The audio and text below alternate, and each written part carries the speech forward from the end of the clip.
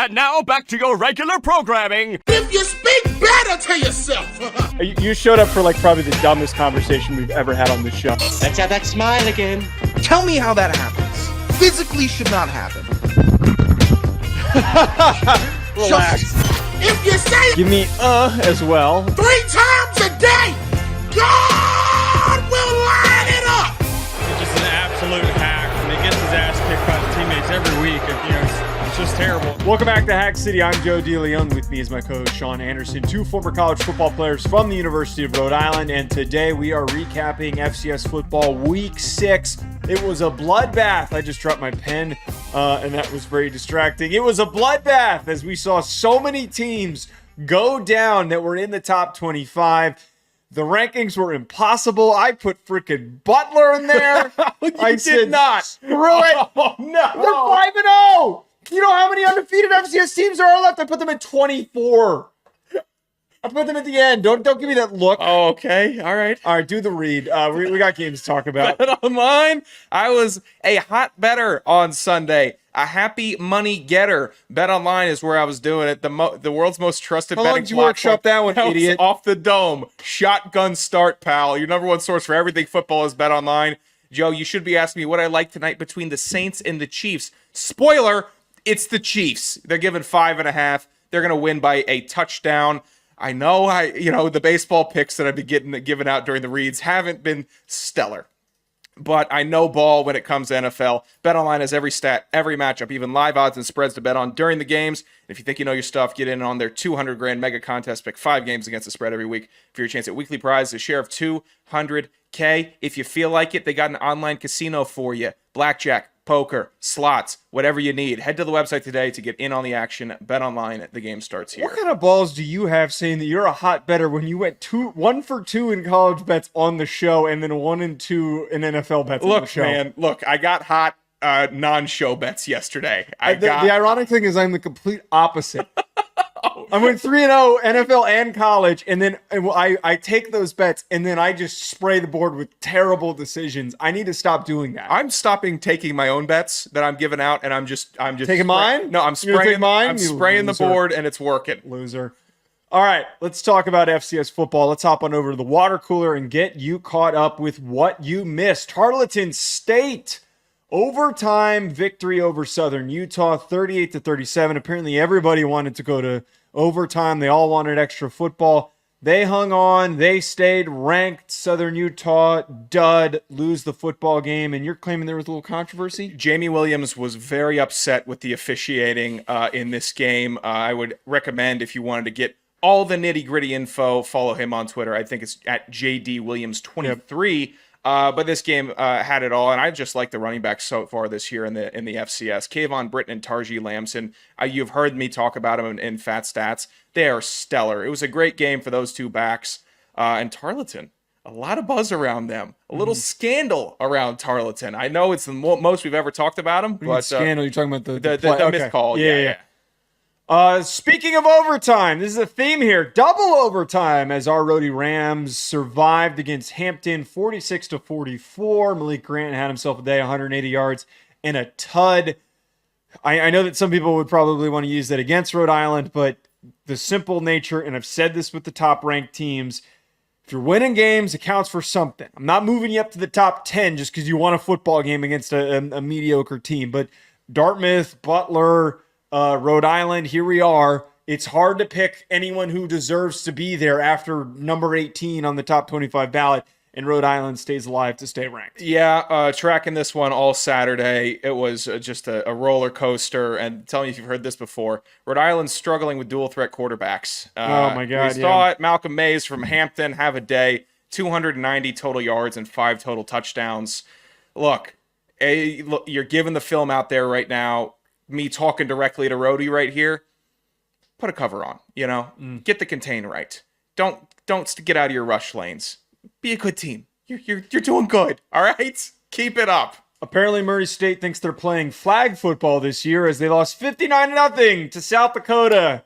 Yeah, that's a real score. These 2 teams are playing the same sport. I would have guessed that Murray State's out there playing pickleball based on the 59 points that they gave up. They have been getting waxed by their. Wait, actually, I want to really quickly pull up their schedule. I know we've done this for other. Murray State's just the flavor of the month for the FCS team that gets worked over. Presbyterian was one of these teams that we used to always highlight in the water cooler. I have no ill will for Murray State, but South Dakota ran for 361 yards and 7 touchdowns against them. Okay, so I thought correctly. Last game, North Dakota beat them 72-35. Yeah, and then they also lost to Missouri 51-0. Yeah, it's a little tough. They're a basketball brutal. school. Go Racers. They think that they're playing basketball, apparently. North Dakota State, dominant victory over North Dakota, 41-17. Cam Miller went down with an injury, but Colt Payton, the man with the enormous chin, battled and is going to, I would assume, with that ankle injury, it seems like might be starting next game. We will be evaluating and paying close attention to that, especially with the marker game very soon, right around the corner.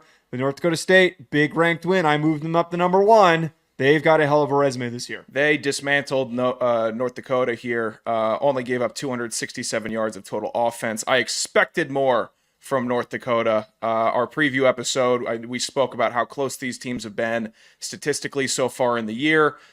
I didn't think 41-17 was how it was going to shake out. That's really tough. And North Dakota State not leaving without bumps. I mean, the Cam Miller injury, that's big. Even if he just comes out of this thing banged up, you want that guy for how well he's been playing to be as healthy as possible. North Dakota expected more. That's as far as I'm going to put it. I'm not going to knock them while they're down, but 17 points, not good enough against that Bison team. UC Davis, another team that, what do you know, barely won against an unranked team. 27-26. We were trying not to overreact to these things. They're still in the top 10. Portland State, the whooping cough squad, not survived, almost knocked off UC Davis, and got to give credit to those folks for staying alive. Yeah, it seems like whenever we give props to a team, they decide, all right, we're good enough. You're not.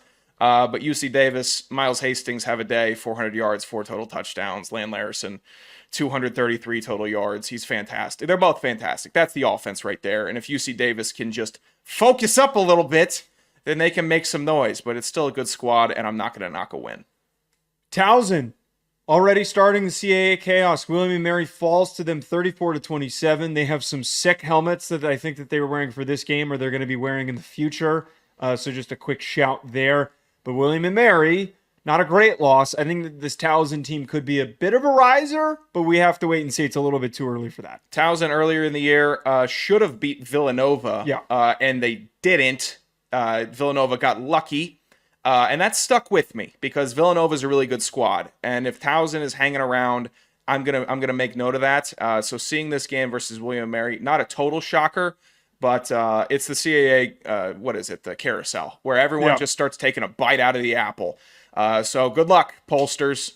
If you need any CAA info, what do you want to do? What do you want?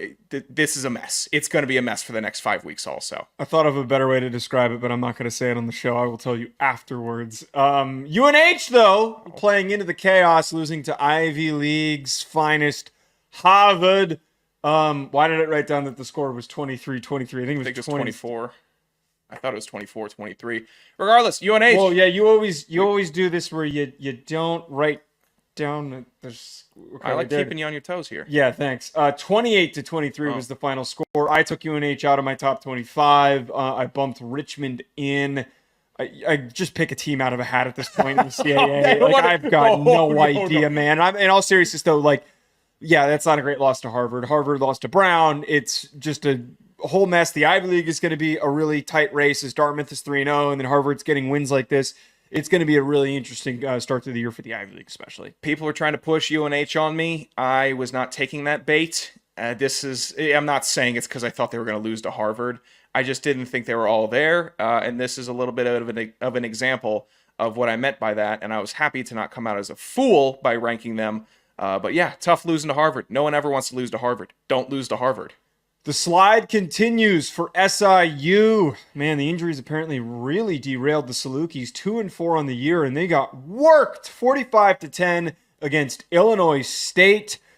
I know that we have seen, especially the Saluki team, recover from a rough, slow start, But man, I don't know where they go from here. I don't think that this is a Florida State type of a meltdown season. Do not think that that's the case. But there certainly needs to be a big bounce back if they want to remain relevant in the playoff conversation. 4 losses this early in the season might have completely already boxed them out of it. I have another team that I completely took out of my rankings. Yeah, SIU's off my poll this week. I think they were off last week also. They got bit by the injury bug. It's tough. It feels like the Rams. If I were going to draw a comparison, very talented team, well coached. They have the bones.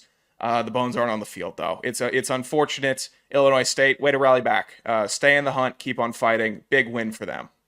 Lastly, HCU, the program of Sean Anderson, the CVS-sponsored team. Huskies in Texas. That's never a bad idea. That never registered with me. They got their first ever ranked win over a national team against McNeese, and I thought I had it figured out. McNeese had a nice little resume. They were doing pretty good. They looked like they were the best team in the Southland. Nope, HCU, big season coming for the Huskies. I bet that CVS is popping right now on game day. I wouldn't really indicate that this means that the CVS attached to the HCU stadium is popping. I think it's just going to be a season of heartbreak for McNeese, where it's good win, awful loss. No, good win, rough loss. I fully expect, and if I'm HCU, I really, truly, I need y'all to start tailgating right outside of the CVS. And I'm sure that there's some sort of managerial expectation to, as an individual who has been shooed off of out of a CVS lot for cracking open a beer and waiting for an Uber before when I was living in California. I'm sure that there's some effort to keep people and fans away from camping outside the CVS. The 4 HCU fans that exist, I need you guys to start, as this is going to be your biggest season ever, which might only equate to 5 wins, but y'all need to start the CVS tailgate. This could be one of the best bits in college football. This could be one of the greatest things. Let it spill into the CVS. They can't do shit if there's too many of you. If there's 100, 200, 300 of you, and you're just surrounding the CVS, I want chaos, and that's what they get for putting the damn thing in the corner of the end zone. I don't know which one came first, the stadium or the CVS, but regardless. You know, we have people tailgating our CVS in Hoboken here. Wait, you know what I'm talking about? Those are homeless people.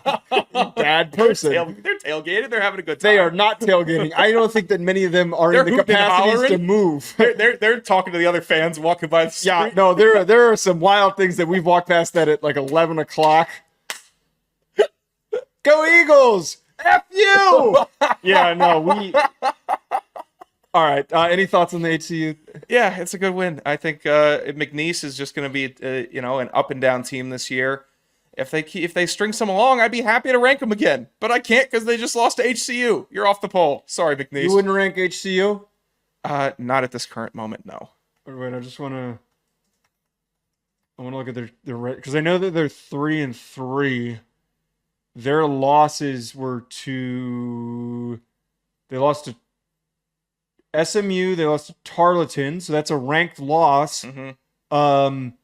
They lost to UTSA, those are 2 FBS losses that they have against in-state teams. They beat Indiana State by 3. They beat McNeese this past weekend. I don't know, man. If they win this upcoming week against Southeastern Louisiana, I think the argument for ranking Houston Christian, you just were... I'm just early. Yeah, you're early. Wrong, just early. I'm sure. I don't want this bias attachment. All right, I got no attachment to HCU. What do you mean? This whole show lives off of that insanely horrible take that you had. You can't back off of that. All right, let's get into talking about the 2 premier. What did we used to call this segment? The 2 premier games. Was this Uwu games that of the say week? no? Were they the games that save our jobs? The Uwu games of the week were the preview. I don't remember. It doesn't matter. Yeah. Weber State knocks off Montana. They earned a spot at number 25 in my ranking. Their resume is a little bit convoluted, but I think I put them at 25. I'm going to double check that in a quick second. 55-48 in overtime. Sean, one thing stood out to me. We have been praising this Montana offense and how they have been extremely productive. The run game's been great. Fife had a really good game last week, and they willed their way back against Eastern Washington.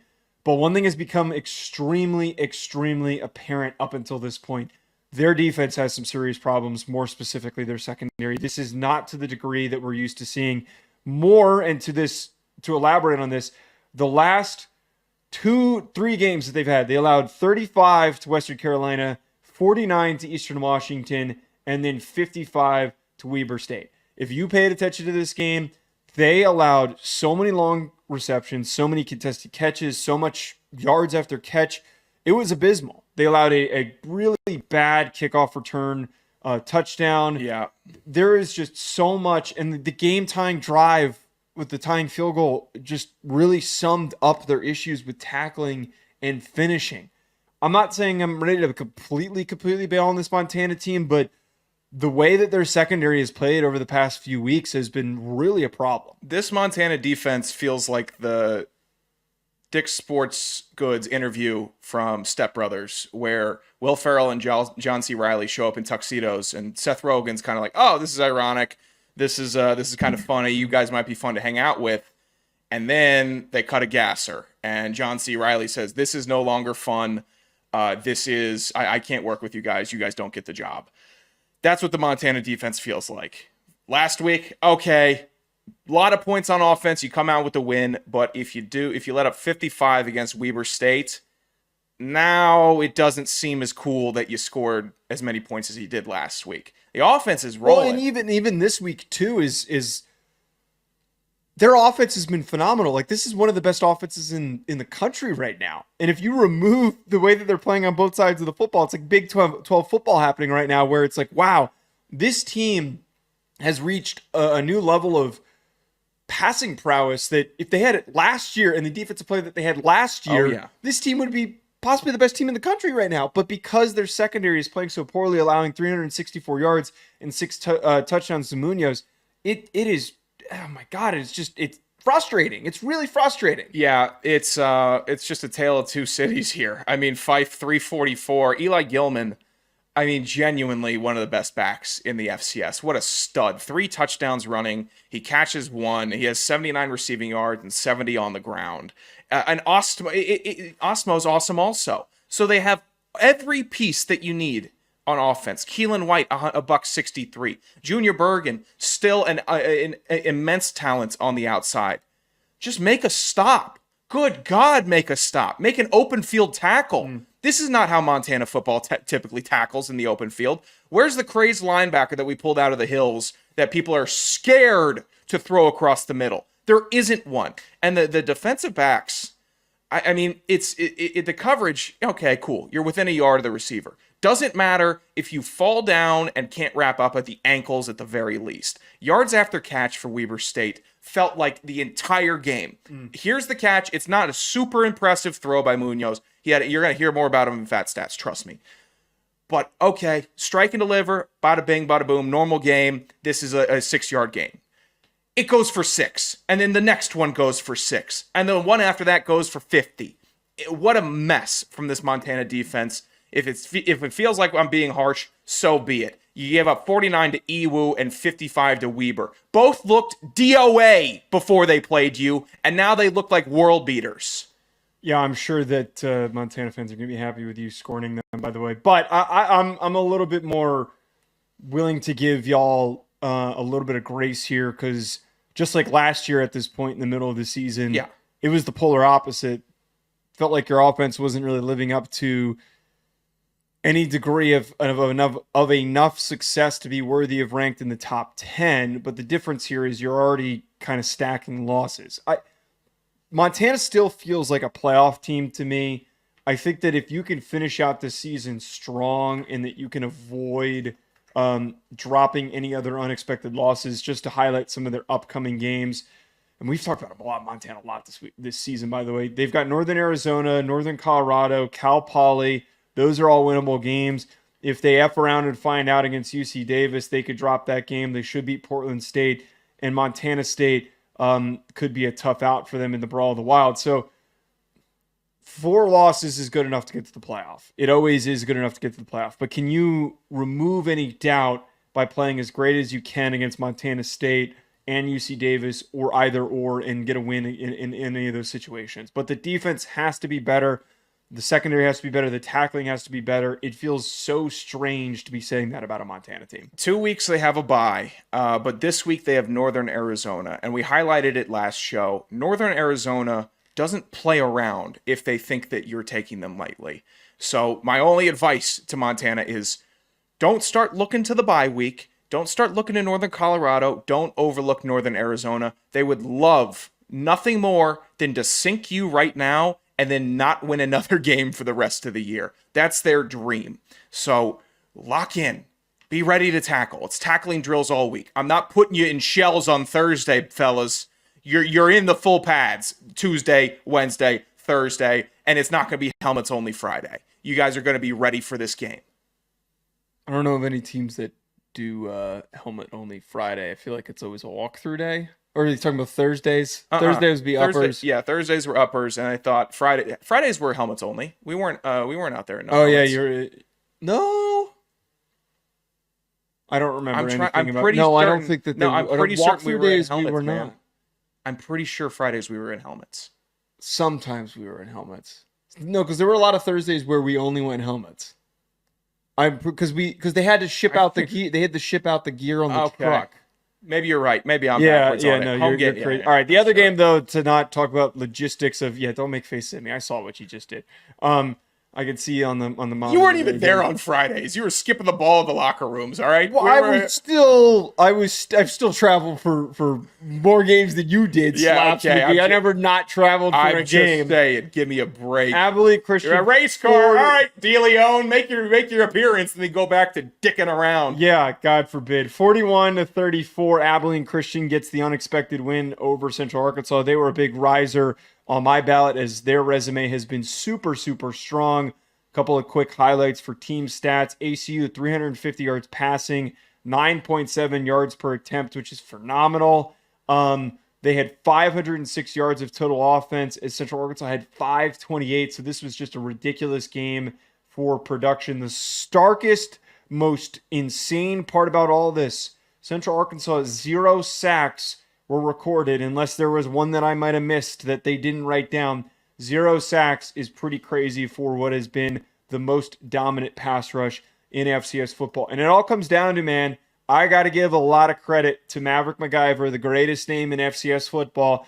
I think he put himself on the Walter Payton Award watch list and is moving himself up into the rankings. He said, Shunderick Powell, step out of the way. I am claiming my spot on here for the way that he operated in the pocket, because you could look at and see no sacks and think, oh, Central Arkansas just didn't do a good job of getting off blocks and they didn't send pressure. No, they were coming after him constantly. There were a lot of times where I watched MacIver step up, step over in the pocket, evade pressure, connect with somebody, scramble. He played an unbelievable game, and I might go as far as to say he might be the best FCS quarterback in the country at the current moment, if not the bare minimum, he's top 5. Yeah, MacIver was stellar. He took a lot of hits in this game also. And then he also took David Walker off the Walter Payton Award watch list with this big performance of his. Yeah, he didn't have enough offensive production in this game. But for Walker and that defense, I know that he's not an offensive player before anyone tags me or comments. It was a joke from the last show. How do you take David Walker and this defense out of a game? You run a quick offense. Mm-hmm. You have running backs that chip. You have tight ends that motion and chip. Abilene Christian coached their asses off. They were prepared. That was obviously the lockstep motion of how we're going to win this game is to not get sacked in the backfield. They ran their offense perfectly. If it felt like check down Charlie, don't believe it. It was all premeditated. If it felt like MacIver was just throwing the ball away, trust me, he was, because it was the right decision. He made right decision after right decision. And Abilene Christian, I know they won by 7 points. They kept Central Arkansas at arm's length all game. All game. Every time it felt like Shunderick Powell scored another touchdown, which he did. He had 3 in this game. What a freak running back that guy is. I will still laud him for his performance in this one. But ACU kept every time. They weren't fazed by sudden change. They weren't fazed by another point on the board because they knew they could just drive down, work the run game, and just chip away, and that's what they did. It was impressive. Central Arkansas, shoddy tackling. If you had tackled a little bit better on the outside, maybe you have a legitimate chance. But you gave up too many first downs, and too much extra yardage just on arm tackles. That's what lost you this game. It wasn't your offense. It wasn't the pass rush. It was your open field tackling. Yeah, this was a phenomenal game between two of the best teams in their conference, and I think that both are going to continue to be risers. I think that Central Arkansas, the remaining stretch of their schedule, they're going to go right back to being dominant on defense, and MacIver and ACU are going to continue to just light up stat sheets. Quick shout to McElwain, the quarterback for Central Arkansas, who I called out for having a great punt the previous week. He had an absolute shit one. That was bad. Yeah. Oh my God. They what was it, 15 yards? Yeah. It's they apparently were like way too confident in his punting abilities, and they thought, oh, we're in the middle of the field. Let's see if he can do it. And he just blasted it out of bounds as far as he could. Yeah. Don't ever do that again. If you had let him live down the one good punt, and he could have gone down and just lived the rest of his life knowing that he had a phenomenal 64-yard punt. Yeah. But now he's got to remember that he had that terrible ball. Just let your punter in there. Just put your punter in. Stop it. It's over. The dream is over. McElwain, you cannot punt. That was terrible. It's like getting a gold tooth and immediately taking a bite of peanut brittle. It's just like, oh, that was really nice while I had it. That's rough. All right. What do you have here for fat stats? Okay, disclaimer. I have a lot. All right, it's a lot of fat stats, and there were a lot of really fat stats that I had to leave off. 180 yards, 3 touchdown guys.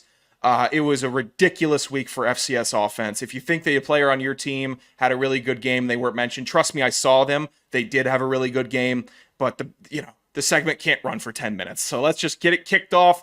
The fattest, most obese, can't get out of bed, sleep until 3, waking up and eating marshmallows all day, fat stats you're going to see this season. Started off, Holy Cross wide receiver Justin Shorter, 11 catches, 140 yards, 4 touchdowns on the day. Duquesne quarterback Darius Perantes, 15 of 23, 211 yards. They made it on my ballot, by the way. Of course they did. Duquesne, don't sleep on him. 5 touchdowns. He had a pick. He had 24 rush yards and another tuds running. 6 total on the day. Mercyhurst quarterback. What? Yeah, Mercyhurst quarterback.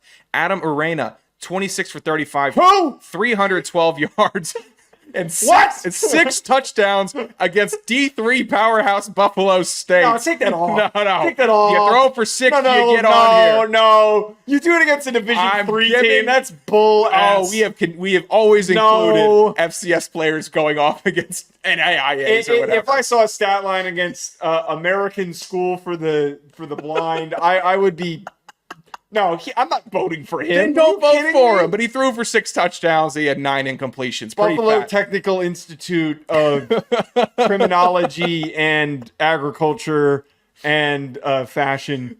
Yeah, I like that. Next up, Weber State quarterback Richie Munoz against Montana. What'd he do? That's a real stat line. Threw for 364 yards and 6 touchdowns. Learned to tackle, better. Grizz. Villanova running back David Alt. Don't get rid of that little negative dig that you threw at Munoz. All right, David Alt. I didn't throw. That wasn't a negative. Is he related to Joe Alt? David Alt. Well, he ran for 13. He ran 13 times for 184 yards and 4 touchdowns. That's fat. It's a lot of 4 touchdown days if you're getting what I'm putting out. Central Arkansas running back Shunderick Powell, again on the list. 20 carries, 155 yards, 2 touchdowns. He caught the ball 9 times for 61 yards and another tud. He's insane.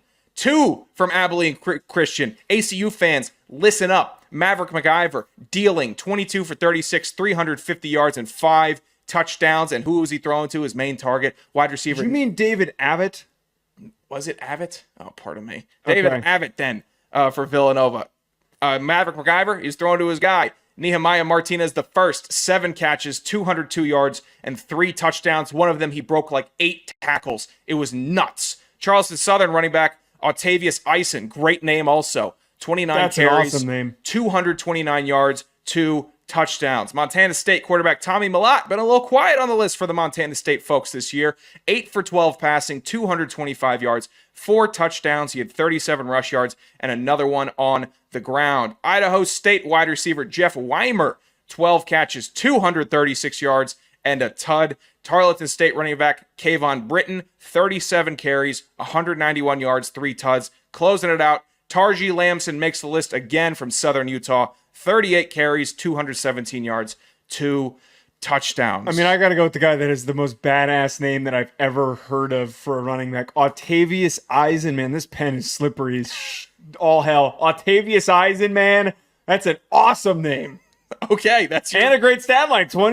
He's almost averaging 10 yards a clip and 2 touchdowns. Give me that any day. Not goofball McGee that threw for 6 touchdowns against a charter you put school. some respect on Buffalo State. I have a friend who played at Buffalo State that got a bunch of NFL looks. Who was a who's a long snapper. But no, I'm not really. I'm sorry. Oh my god, I'm blanking on what his name was. Oh god, good friend over here, DeLeone. Yeah, I haven't talked to him in a while. My vote goes to Richie Munoz from Weber State. Way to be, 6 touchdowns. That's a huge, massive game from him. Everybody got fat in the FCS this week. Again, apologies if your guy didn't get mentioned. Really, really quickly, I want to look at this really quickly. This football schedule for Mercyhurst. I need to know who they're playing. Oh my god, they lost to Howard Robert Morris. They got whooped by Montana State. They lost to Frostburg State, which we talked awful. about. They've got Central Connecticut, Sacred Heart, Duquesne, Lincoln. God, what a weak ass schedule, man. You put some respect on Central Connecticut, man. Powerhouse.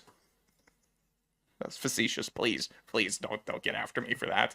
They've been okay though. Okay, wait. Last. I want to look at this stadium. Why are you getting mad at Mercyhurst all of a sudden? It just pisses me off. These teams move up and they don't do anything. They got baseball stadiums got more seating than the football stadium. Look, man, it doesn't look terrible. It's a bad football program. Come on, man, let them be. Boom! All right. At Joe DeLeone, at Sanderson Radio, at Hex City Pod. Hit the subscribe button. Leave us a 5-star review.